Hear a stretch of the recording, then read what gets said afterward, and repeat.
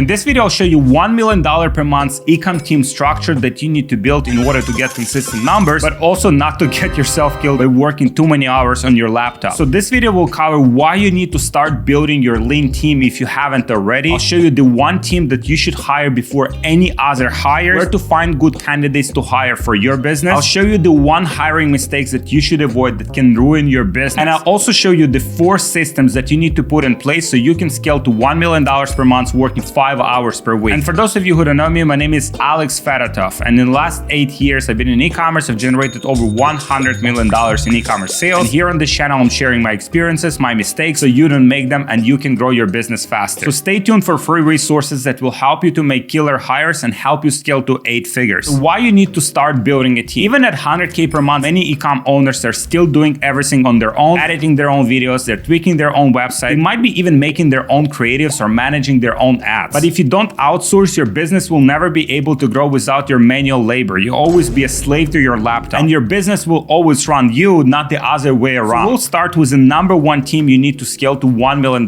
per month. Your creative team, your marketing team, something that pumps sales, driving the whole business forward. Some of the most important roles in the creative team are media buyer. Media buyer is someone who's actively managing the ads, analyzing the performance, and then passing back to the creative team what kind of ads we need to produce next in order to get the performance even better. You also need video editor or maybe even several video editors. Your business is heavy on Facebook, you will need to produce a lot of ad variations, and video editors are the people who are putting those ads together. You'll also need to hire a copywriter or maybe several copywriters. These are the people that are actually writing scripts for your ads, and the difference between average script for Facebook ads versus a very good script for Facebook ads can mean hundreds of thousands or even millions of dollars in your bank account. And this is the ideal team structure for your creative team, which is shared by my friend Salif. And this document outlines different stages of building a creative team. So let's say when you're starting out, you would only have, let's say, one creative strategist and maybe a few video editors. You'd also have the creative coordinator that would source content from the creators, would send it back to the creative strategist. From there would go to the video editors, would get edited, and from there would go to the media buyer, who would actually run those as ads. Then the media buyer would report back to the creative strategist. These types of ads are working the best. Let's create more variations of these ads, or maybe let's create something totally different. But it would be constant communication between these people on your team, so you don't even have to be directly involved in that process. Then as your team grows, you might have even several creative strategies. You can also have some extra video editors so you can increase the output from them and test more creatives faster. And on this stage, you also can have several media buyers. Maybe they would be responsible for different platforms, or maybe they'll be competing with each other and helping each other level up. Also in this document, there's different compensation structures and job responsibilities. For example, the range for a video editor, usually you should expect $1,000 to $1,500 per month if you're hiring overseas. And on top of that, you can have different performance bonuses or some different compensation structures to incentivize them to produce better ads. If their ads are performing very well, or overall as a company you have a very profitable month, they would have additional bonuses based on that. Another role here is creative coordinator. That person would manage creators, would manage the communication, revisions, would interview new creators, and that person would be paid $450 to $750 per month. And then for the creators that you would hire, you would pay them $100 to $150 for shot list. The shot list would include some B-roll, would include one of the scripts that you want them to do, and also would include some hooks at the beginning of that video. So instead of just having one video ready to go, you can have 5-10 different videos because they would have different hooks at the beginning. This way you would maximize what you're getting from each creator if you're paying them $100 to $150. And if you want this document with the whole team structure, comment team below and I'll send it over for free. Now we'll focus on building a killer creative team. If you want to scale while buying your time back, you'll need to train your team or have someone train them for you to maximize their performance. And the most important roles that you'll need to train are media buyers, video editors, and copywriters. And if you comment higher below, I'll send you the full detailed SOP on how to hire high-performing video editors for your team. So after you build the creative team, there are other roles that you can consider. Number one is an operations manager. This person would be in charge of logistics, communication with your team. That person would oversee the financial, would even renegotiate the terms with different suppliers and vendors on your team to make your business more profitable. So for operation manager, it should be ideally someone with a complementary skill set to you. So if you're a good marketer, you need someone who's more analytical so that you can focus on the marketing side of the business, and that person would complement you with their skill set, and it won't have to be in a day-to-day of the business if you don't want to. Another important role is a customer service manager. This person could be promoted from some of the VAs or some of the support team that you have right now. Maybe someone wants to take more responsibility for the roles that they're doing. I would not recommend to handle customer support tickets yourself unless you want to just learn more about customer experience. Maybe you want to improve the product. Maybe you want to learn what gaps you have in your business that you can improve. But overall, this is a low leverage task. If you already have VAs on your team, but you don't want to be overseeing them, you don't want to do quality control, then customer service manager will take that responsibility off your plate and you'll be able to buy back some of your time. For this role, you can look on Online Jobs PH, you can also look on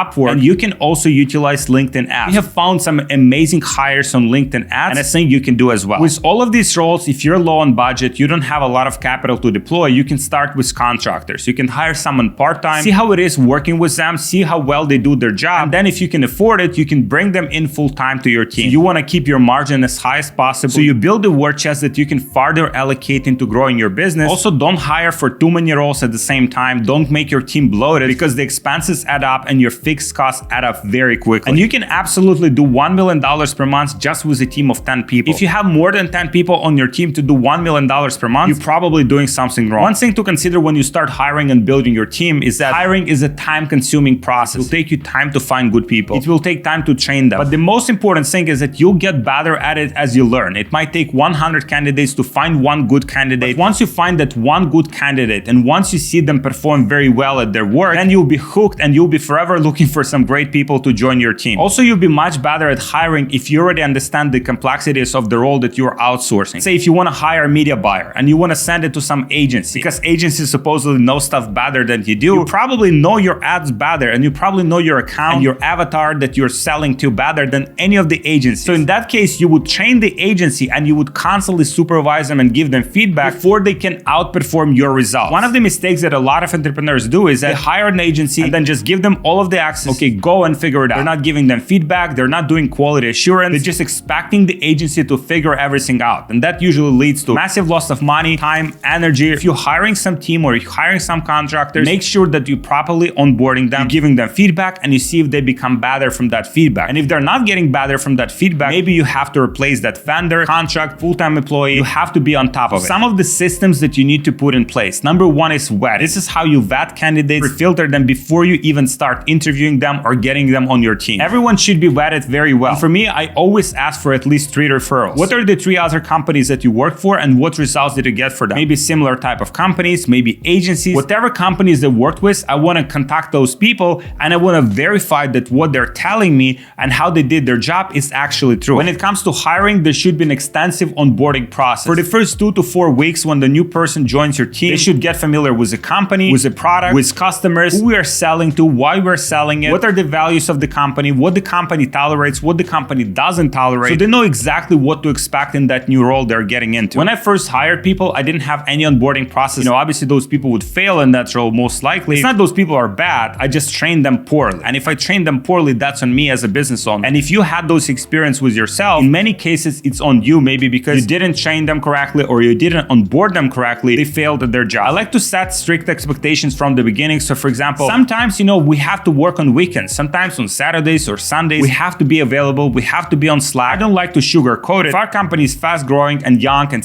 we're still building stuff and we're still breaking stuff every day, I like to be transparent with people about that. Another system that you have to put in place is quality control. Give daily feedback to hires. Let's say if it's a customer support person, you would log in into your email, you would check the tickets, you would shoot the Loom video, you would send them the feedback. You can also connect for a short call every day to keep them accountable. And this will help you to onboard them a lot faster and will help them to become better professionals and better at what they do specifically for your company. And some people would say, oh, it's micromanaging. But in reality, it's giving you leverage because as you train that person and that person becomes better and better at what they do with your constant feedback, you will buy back a lot more of your time than if you were just give them tasks and they didn't know how to do it and they failed at it and you fired them. So now you have to restart the whole process from scratch. And ideally hire people who already have the experience you're looking for so you don't have to train them on the basics. If we're hiring a media buyer, for example, I want the media buyer to understand the Facebook Ads Manager. I want them to understand tracking. I want them to understand attribution. So I don't have to train all of those things from scratch. I can just teach them the nuances of exactly our business, our product, who we are selling to, our funnels. So they're getting onboarded and understanding our process a lot faster. Another aspect of this is investing in your team's skills, like courses, mentorship, giving them consulting calls, buying calls from some other people who are very good at what they do specifically for their areas of expertise. Let's say if you have video editors, find someone who's very good at video editing, buy a few consulting calls from them and have them coach your team. If that's media buying, find an amazing media buyer who's managing big budgets. Get them to your team, get them to coach them because that investment in your team will pay you massive returns. And probably the most important element is a culture. And culture is what people do when nobody's watching. To build a culture, you need to have daily calls with your team to build relationship and collective vision, get the feedback, get ideas from everyone, get on the same page so that